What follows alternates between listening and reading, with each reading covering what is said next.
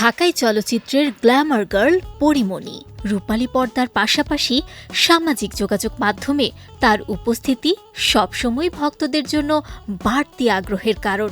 পহেলা বৈশাখ মানেই বাংলাদেশিদের উৎসবে নতুন মাত্রা, আর সেই আনন্দ এবার পরীমণির কাছে ধরা দিয়েছে আরও দ্বিগুণ হয়ে। তবে এবারের বৈশাখী উল্লাস শুধুই নিজের জন্য নয়, বরং সন্তানদের ঘিরেই ছিল তার সব ব্যস্ততা।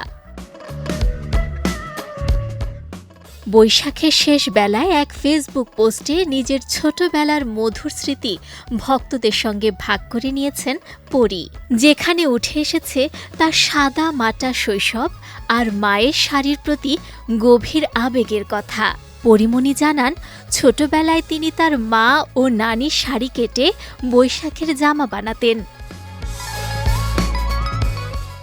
সেই স্মৃতি মনে করে আবেগ আপ্লুত পরীমণি বলেন, ছোটবেলায় আমি আমার মায়ের শাড়ি ও নানির শাড়ি দিয়ে বৈশাখের জামা বানাতাম। সে যে কি আনন্দ! সেই একই ঐতিহ্যের ছোঁয়া এবার তিনি দিতে চাইছেন নিজের সন্তানদের। নিজের শাড়ি দিয়ে সন্তানদের জন্য বৈশাখী পোশাক তৈরি করেছেন তিনি। সন্তানদের সেই পোশাকে দেখার প্রতীক্ষায় বিভোর পরীমণি।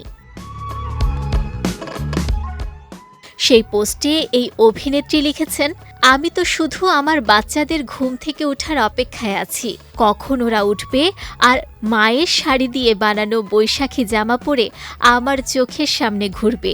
সন্তানদের নতুন সাজে দেখার আকুলতা প্রকাশ করে পরী আরও বলেন, তাদের যে কত সুন্দর লাগবে তা আমি মন ভরে দেখব।